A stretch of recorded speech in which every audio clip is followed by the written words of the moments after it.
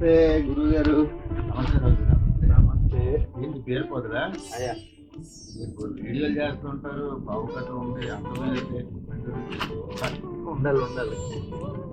రాజు గారు, అయ్యా ఇప్పుడు ఆ పేరుపాదు కదా మీరు ఎక్కించాలని చూస్తున్నారు. అవునవును దానికి చూడండి, మన బొద్దింకలు టెంటకిల్స్ ఉన్నట్టు సన్నటి తీగలు ఉన్నాయి కదా, అవునవును. ఆ తీగల్ని మీరు పెట్టిన సపోర్ట్ కి ఇలాగ అల్లినట్టుగా న్యాచురల్ గా దానికి ఎలాగ ఎక్కడెక్కడ ముక్కులు ఉన్నాయో అవునవును. చూడండి. అలా అలా ఇలా అంటారా? అలా అలా అలా స్పైరల్ లాగా అలా దానికి ఎక్కువ సపోర్ట్ వస్తుంది. అవును. ఆ టెంటకిల్స్ తోటి తెల్లారేసరికల్లా అది ముడి వేసుకుంటుంది. మీరు కాస్త అలా వదిలేదు. ఓకే. మీకు గుర్తుందా, మీకు ఉద్యోగం ఎంట్రన్స్ టెస్ట్ రాసేయడానికి వచ్చి ఒక రూమ్ లో ఉంటాం కదా, అది ఎవరి రూమ్ గుర్తుందా? అదే మీ రూమ్ లో ఉండి ఇక్కడేమో ఉద్యోగం టెస్ట్ రాసి 312 అండి హాస్టల్. అవును. దాంట్లోనే అప్పుడు నేనేమో దుర్యోధన డైలాగ్ చెప్పి ఏకపాత్ర గుర్తొచ్చింది. నిన్న శ్రీశక్తి దేవాలయంలో ఏకపాత్ర పోటీ పెట్టారు. అయితే ఈ పౌరాణిక నాటకాలు అంతరించిపోతున్నాయి కదా, మరి అది యాక్చువల్గా పౌరాణికం ఇప్పుడు తగ్గిపోతుంది. కొందరు స్వచ్ఛంద సంస్థలు పెడుతున్నారు పరిషత్తు. త్రిశక్తి భజన మండలి వాళ్ళు సార్ ఇలాగా చేద్దామంటే మీరు నిర్వహణ బాధ్యత తీసుకుంటానంటే అలాగేనండి అమ్మ, నేను ఇదిగో ఆల్రెడీ అపరాజిత శంకు పుష్ప కషాయం చదువుతున్నాను, మీ వారికి కష్టపడుతున్నారు. అయితే ఒక 15 మందిని ఫిల్టర్ చేసి ఆడిట్ చేసి ప్రదర్శన చేసాం. జనాల తాలూకా స్పందన అద్భుతంగా వచ్చింది. మీరు పుస్తకం రాశారు కదా, హరిశ్చంద్ర. అవునవును. సత్య హరిశ్చంద్ర అంటే 100 సంవత్సరాల క్రితం బలిజపల్లి లక్ష్మీకాంతం గారు అంటే ఎంతో మంది రాశారు. 25 మంది రాస్తే ఆయనది హిట్ అయింది. అవునవును. ఆయన హిట్ అయింది. కొన్ని లక్షల ప్రదర్శనలు, వేలాది మంది కళాకారులు దాన్ని. ఒకప్పుడు ప్రజనాటకమే కదా మెయిన్ వినోద మాధ్యమం. విజ్ఞానం అవును, వినోదం అవును, ప్రజనాటకమే. అవును. పద్యం గురించి ఎంత నేనేం చెప్తానంటే, ప్రతి తెలుగువాడు ఆత్మవిమర్శ చేసుకోవాలి, వేరే భాషలో లేదు. అవును. అది వంశపారంపర్యంగా లేదా సనాతనంగా మనకి మొదటి నుంచి పూర్వీకుల నుంచి సంక్రమించినటువంటి దేశీయ కళ. అవును.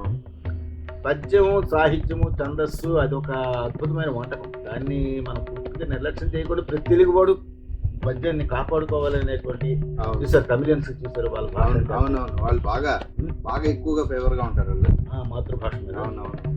అయితే మన మాతృభాషలో ఉన్న సౌందర్యము, ఆ పద్యము, దాన్ని అట్లీస్ట్ పిల్లలు చిన్నప్పటి నుంచి కూడా ఇన్కల్కేట్ చేయాలి. ఓకే, అది సత్యహరిశ్చంద్ర పుస్తకాన్ని నేను 100 సంవత్సరాల తర్వాత ప్రతిపదార్థ తాత్పర్య సహిత విశ్లేషణలతో అందించాను. ఎందుకంటే వర్ధమాన ఔత్సాహిక కళాకారులకి, భావితరాలకి దాని భావం తెలిస్తే, ఇంకా పాత పద్ధతుల్లో రాగాలు పాడితే తెల్లవారులు నాటకాలు చూస్తే ఎవరంటారు? అది అంటారు కదా, జీవన సరళ మారింది.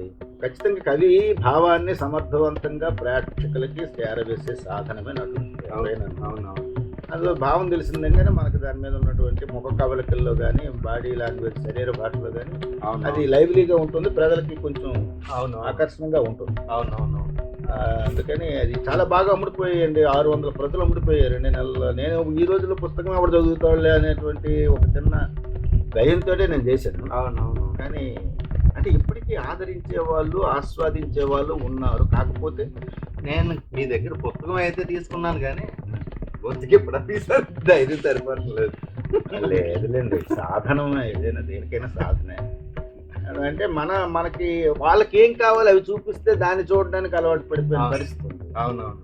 కాబట్టి పాఠ్యాంశాల్లోనవని, వినోద మాధ్యమాల్లోనవని, ప్రసార మాధ్యమాల్లోనవని ఆ అభిరుచి ఉండాలి. మన సంస్కృతిని కూడా ప్రసారం చేసి జనాల్లో చూపించాలి. అవును అవును. అది కొరవడింది. అవునవును. అవునవును. ఏదో నాలాగా ఉత్సాహం ఉన్న వాళ్ళు చేస్తాను అలాగే. అవును. మీకు పద్యం పాడాలని ఉందా? నాకంటే మహా చెవు ఘోషిస్తుంటారు. ఎన్నడు వేడగరాని వనజేక్షణ రుక్మిణి వచ్చి. చూడండి ఎంత చక్కటి ఎత్తుగడ. 2 భార్యలు ఒకేసారి భోజనానికి పిలిస్తే భర్త పరిస్థితి ఎలా ఉంటుందనే దానికి అర్థం పట్టే సన్నివేశం.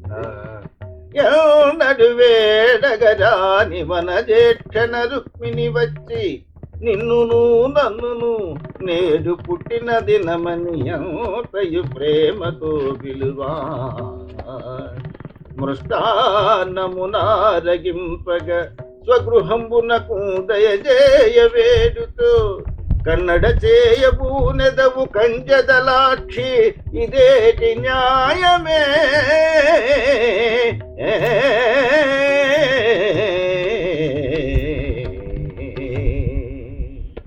ఎంతో అభిరుచి ఉంటే గొప్ప ఆనందం. చాలా అట్లా ఎలా ఉంటుందంటే మాధుర్యం అసలు అలా ఆ పూర్వం చిన్నప్పుడు వినేవాళ్ళం అండి. ఈ పెద్ద పెద్ద నటులు ఉన్నారు కదా, షణ్ముఖ్ గారని, డివి సుబ్బారావు గారని, ఇలా నాటకాలు అవుతున్నప్పుడు వాళ్ళు వింటూ ఉండేవాళ్ళం.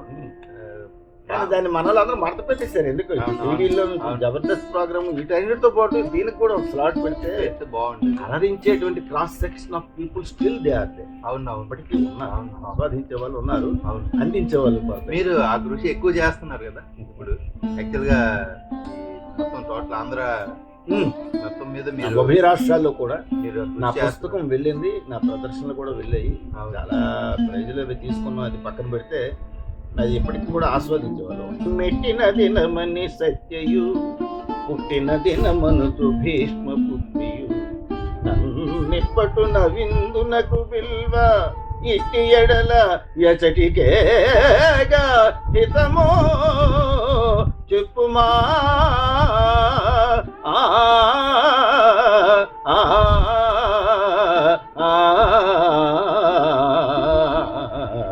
అక్కడ నారదుడితో మొరపెట్టుకుంటాడు.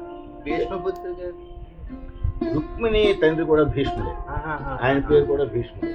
భారతంలో విశేషం ఏంటంటే కృష్ణ శబ్దంతో ముగ్గురు ఉన్నారు. Okay okay. ద్రౌపది యజ్ఞకొండంలో పుట్టినప్పుడు ఆవిడ పేరు కృష్ణ. అది ఇతర సంగతి తర్వాత చూద్దాం. ఇప్పుడు పద్యాలు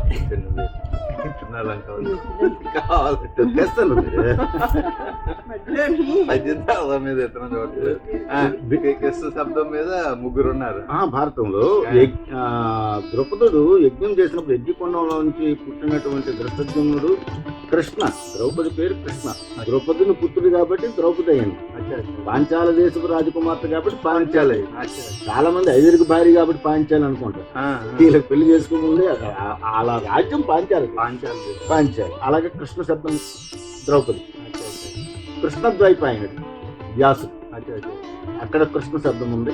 మామూలు మన భారతంలో కథానాయకుడు ఆయన. అందుకే పన్వేటి వెంకటరావు గారు ఎన్టీఆర్ గారు రాయించిన దాంట్లోనే పాంచాలి పంచభద్రుకాను, అందుకని పాంచాలి అంటే ఐదుగురు చేసుకుందాం కాదు, మళ్ళీ అడ్రస్ చేశారు. మీరు చెప్పిన మళ్ళీ వెంటనే మళ్ళీ పంచభద్రుక అంట కదా. పాంచాలి అన్నప్పుడు మళ్ళీ వెంటనే రిపీట్ సేమ్ అంట కదా. అందుకని అది రాశారంటే మీరు అన్నట్టు పాంచాలి అంటే పాంచాలి దేశ రాజకుమారి పంచభద్రుక. భద్రుక కాదు, అక్కడ వక్రసుడు ఉంటుంది. భద్రుక రాశబ్దం అంటే కాకుండా రావద్దు కాకుండా భద్రుక అంటే ఐదుగురు భర్తలు కలిగిన